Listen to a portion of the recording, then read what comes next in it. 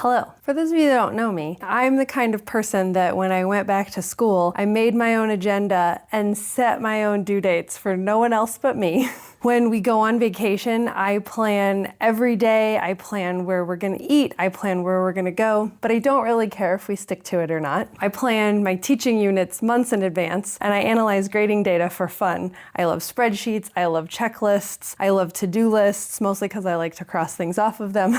So I love a good system. So of course, I do the same thing with my reading life. This year, I've turned my reading life into a colorful spreadsheet, if you will. So today, I want to share my 2026 reading and vlogging goals. The challenges, the habits, the new things that I want to try on this channel. Basically, the slightly type A systems I'm planning on using in 2026. Welcome to Espresso Shots and Epic Plots. I'm Genevieve. Grab your favorite beverage and buckle up. We're going to talk about 2026 goals.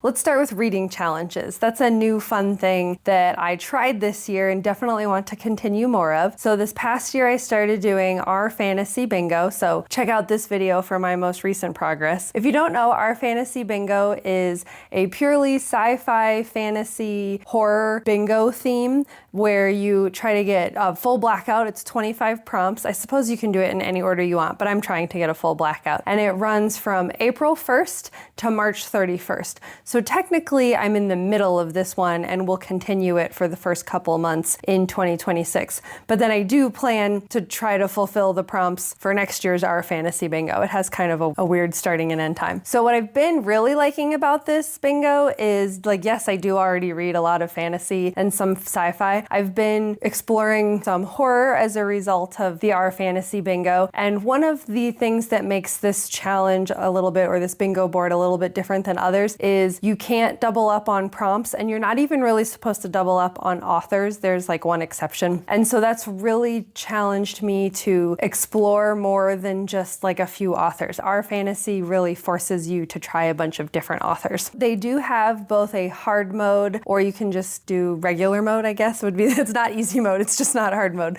I've been trying to do hard mode where I can, but I haven't really been forcing myself because it's my first year doing Our Fantasy Bingo. And I think that will probably be the same next year. I think I will try to do hard mode if I can, but I'm not really going to stress doing hard mode, but I am going to try to get a blackout. I'm going to try to fulfill all 25 squares, if you will. The reason I'm not going all hard mode yet is because I'm actually going to try another challenge this year as well, like a twofer challenge actually. And so I don't want to put too much on me. I only have so much time in a day, basically. And so I don't want to have too many things that I have to read for it to not feel fun anymore. I'm going to continue the current Our Fantasy that I'm on. And then in April 1st of 2026, I'm going to check out the new prompts. I'm sure I'll do a video about the new prompts and write down what books, plan out what books I'm going to do for that. I am going to try a new reading challenge. That's Kayla from Books with Lala. It's her buzzword, both cover and title challenge. This one looks really fun. I'll put the boards up and link to her information about it here. This one, there's one board where it focuses on buzzwords from the titles of the books. The other buzzword challenge board is for the cover of the book. It's not specific to fantasy. It could be any genre. You can double up. You don't have to do it in order. So even though there's 12 prompts, there's a lot more wiggle room than I would say there is in the Our Fantasy one. I could use one book for both of the boards. I could read a book in January and use it for the December prompt. It's very flexible. I assume the way that Kayla picks these is she looks at like emerging trends that she enjoys in book titles and book covers. And I just love this idea of looking at books in a different way. And when you're reading the book, you figure out what the title's about, or when you're reading the book, you figure out what the cover's about. But this like forces you to look at them and think about them really before you go into reading them. Buzzword does run January to December. I think I forgot to mention that. I don't think it's going to be too difficult to do these. I've already planned out a lot of what I'm going to read. It's going to help me fulfill my countdown to 2026 books. If you didn't see that video, I do have a list of of 28 books that I'm going to try to get to. I'll link that right here if you haven't checked that out. And a lot of them I can use for 1 or 2 of the buzzword challenge boards. I looked at Herkyed. I don't think I'm quite ready for Herkyed yet. Maybe I'll try that one in the future. So goal 1 is to complete my current Our Fantasy Bingo and to do the 2026 Our Fantasy Bingo. Goal 2 would be to complete Kayla's buzzword challenges for both the title and the cover. My next set of goals, I would say, are focusing more on what I'm gonna do when I'm reading, maybe how I'm reading is a good way of thinking of it. These are both things that I did this year and I want to continue to do. One of them I'm gonna tweak a little bit. This year I challenged myself to start annotating. Before 2025 is when I really started looking into BookTube and getting into BookTube and kind of discovering people in BookTube. And that's what introduced me to annotating. And I watched a lot of videos on annotating and why people annotate and how they annotate. My first book that I read this year, which was actually The Familiars by Leigh Bardugo, I annotated. And I know that that book received a lot of mixed results. I think it's, oh, I can't reach it, it's too far away. But I think because I annotated it, I enjoyed it much more than I would have normally. I was looking for themes, I was looking for relationships, I was looking for character development, and it really forced me to hone in and read intentionally, I would say. And so as a result of that, I enjoyed that book probably maybe more than I would have if I had not annotated. So I definitely want to continue annotating. My mom's been asking me a little bit about it, and I think she wants me to do like a tutorial for her of how and why I annotate. I don't know if I have convinced her to try annotating. Maybe we'll turn that into a video about, you know, what I annotate and why I annotate. The reason I really wanted to start doing it is because I read so many series, and my thought was that if I annotated, I can go back and look at my annotations before reading the next book in a series instead of having to reread the entire series. I definitely have gone back and looked at annotations to try to remind myself of certain characters or certain things that I've done. So it has already come in handy, but I just foresee in the future as I continue to read more series, it becoming helpful. And like I said, I enjoy doing it. So my third goal would be to continue to annotate and maybe even teach my mom. Goal 3 actually has to do with using a journal. I'm not quite to full book girly journal status. When I was in high school, my mom and I took up scrapbooking, which is what book journals look like to me. We would, we bought all of the materials. We would spend hours on a spread of photographs, and I still have a lot of these photo albums to this day, and they really are like really cool and precious. But I do know how much time and energy and effort goes into those. And I'm not at a place in my life where that is what I want to spend my life doing. So I did buy a pre-planned journal, if that's what you want to call it. This past year, I have been doing a hard copy of a journal. This is Clever Fox. However, this is not their reading journal. This was just their planner, their calendar, weekly, monthly planner, and it had some goal setting in it. And I basically manipulated that to be like a reading journal because I already had it. It was actually quite a bit of money when I bought it, and I didn't use it for the original intention. I was just like, you know what? I'm going to turn this into a reading journal and see how that goes as kind of a trial. And I actually did really well with it up until about October. In about October, I kind of slacked off on writing summaries and reviews for the books. I think things just got busier. Honestly, the bigger reason was I didn't run out of blank space in here, but I ran out of the calendar space. Like I said, I had originally used this for a different purpose and then changed it over to be a book journal. So the last 3 months, I was really manipulating the pages a little bit more than they were intended to, and that was a lot more work. That's one of the reasons I kind of got slackery the last couple months doing this. This year, I bought both my mom and I got us a Clever Fox, but this is specifically the reading journal. You'll notice it's a lot smaller. So this does have specific places for me to put reviews and quotes, and it has plenty of space. My plan is to use this to jot down notes about characters or about things in the book, maybe things that when I'm annotating, I want to make sure to go back. Basically notes that I can use to talk about in videos, essentially. So my plan is to use this. I do know from past experience that I'm not in a place where I'm ready to spend hours and hours and hours doing like a scrapbook-like spread of my reading journal. And I love watching all the videos where people do that stuff, but I've done that in my life. I would be too stressed out. So goal 3 was to continue to annotate the way that I have been, and goal 4 was to fully the entire year use an actual reading journal. My next set of goals is more about my physical TBR as a whole. Not that long ago, I was just really curious about how many books I had. I've definitely accumulated more books recently. I've signed up for some BookBox subscriptions. I was getting to the point where I had like books that I wanted to buy and I would be out and about and couldn't remember which ones to look for. You know, I go into a place like Half Price Books or a used bookstore and you're just so overwhelmed. If you're not going to look for a specific book, you kind of forget what you're looking for. So I just threw together a spreadsheet of all of the books that I owned. I think I was also keeping track of whether or not I had the audiobooks or where I could find the audiobooks because I use Libby and Hoopla and Audible. I felt like I was all over the place. So I just started the simple spreadsheet of all the books that I had.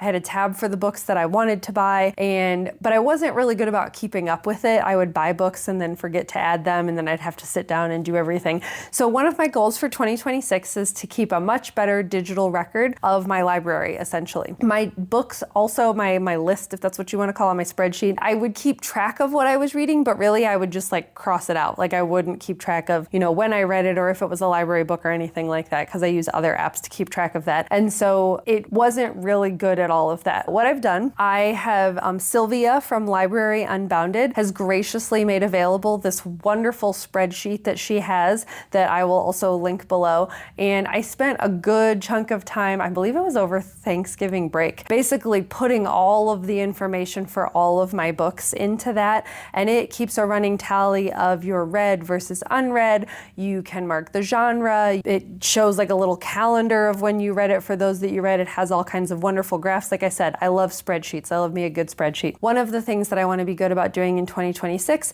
is keeping better records of when books come in, when I read books, seeing how long books are on my TBR, keeping track of whether I get them from a BookBox subscription or Half Price Books, or I'm also lucky enough that I work in a school and the school libraries will have end of the year, they're just trying to clear out extra supplies like any other library, and so I will get some free books from the school, really just trying to keep track of where all of these books come from and if I'm actually reading them.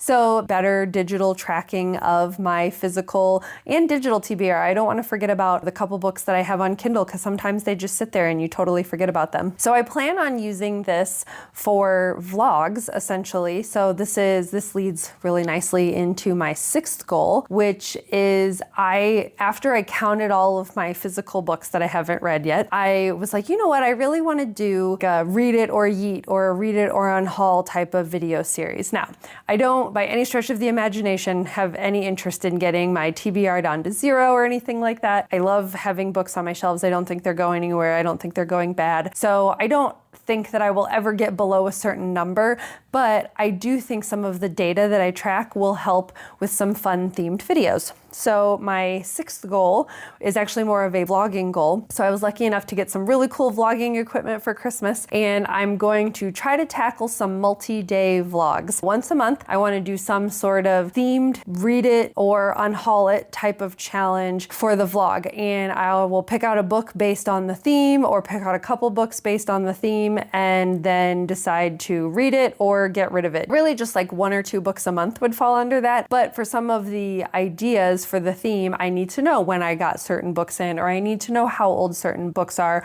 or I need to know what the rating on certain books are. And so I think the digital record will really help with that, because I don't think I realize when I buy books and how long they've been sitting there, and sometimes they just kind of sit there forever. In the month of January, the new year, lots of people make New Year's resolutions in January. What am I calling it? I gotta remember what I'm calling it. In January, it's going to be called Out with the Old, In with the Read. So I'm going to choose a book that has either been on my physical shelves for a really long time, so that kind of old, or a book that is old in the sense that it was originally written a long time ago, or a book that I really don't know when I got it. Maybe it was, I have no record of when I got it because it's been sitting around for that long. Keep an eye out for that video. So goal 5 is better digital tracking of my physical TBR, and goal 6 is to do some multi-day, monthly read down my TBR vlogs. Now you may be wondering, I've listed these 6 goals, and none of them have been about how many books that I want to read. I think technically, I don't have the list in front of me. I'll put the number right here. You go into a lot of those apps like Goodreads or Storygraph or Fable, and you put in your book goal, and I've always done that, and I've loved that. For the past couple of years, my goal was 65. I didn't blow it out of the water, but I got really close to 70. Right now,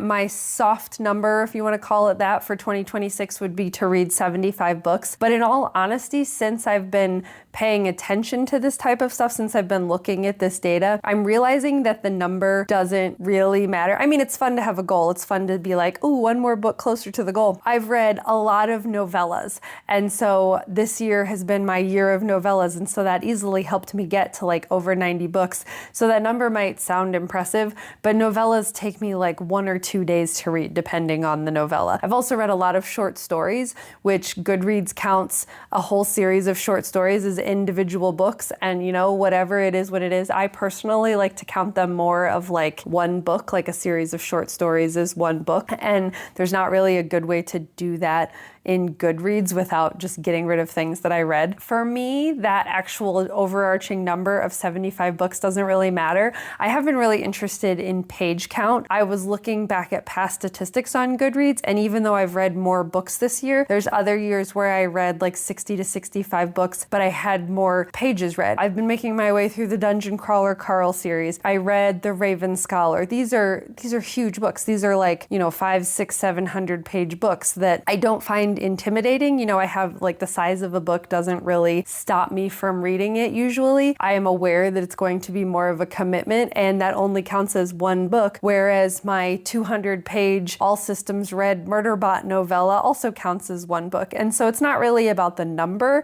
it's really more about the quality. My real true goal is probably going to be more picking quality books that I know that I love. And I think I've gotten really good at that this year. Thanks to other booktubers, I know what I like and what they like, and I take recommendations from them. I explore books that they talk about that sound interesting to me. So I think my true new metric is going to be my average star rating. I feel like I'm getting really good at knowing what types of books I like. I also tried some different rating tactics. I've tried some different systems. I tried Cowpile earlier this year, which is rating based on like character. Oh my gosh, I'm trying to remember what it all stands for.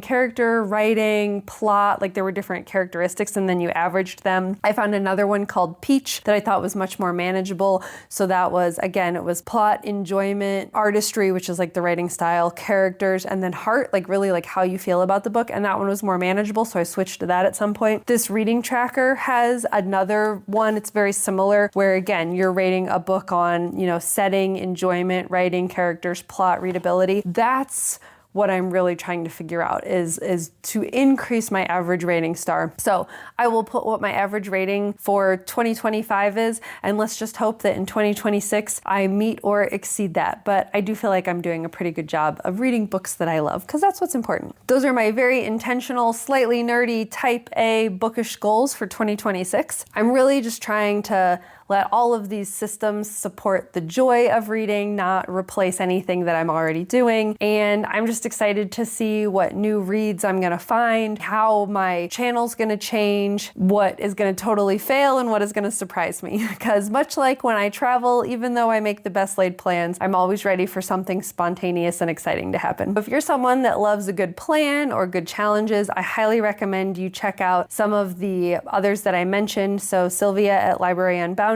is the one that put together the spreadsheet, which if you are a spreadsheet nerd like me, I love this. It's amazing. Thank you, Sylvia. And then I think that the Books with Lala challenges, buzzword challenges, are really accessible. I showed them to my mom, who doesn't really keep track of that kind of stuff. And I think that she will also be able to sort of stay on top of those with me. I think it'll lead to some good discussions about books that we read that are related to the challenge, and maybe we can give each other suggestions. So if you're interested in those kinds of things, definitely check them out. Make sure you like and subscribe and see how I do with my goals this year. And then leave a comment. Let me know what some of your 2026 goals are, or just let me know what you're reading right now. I always like to get suggestions from others. Until then, happy reading.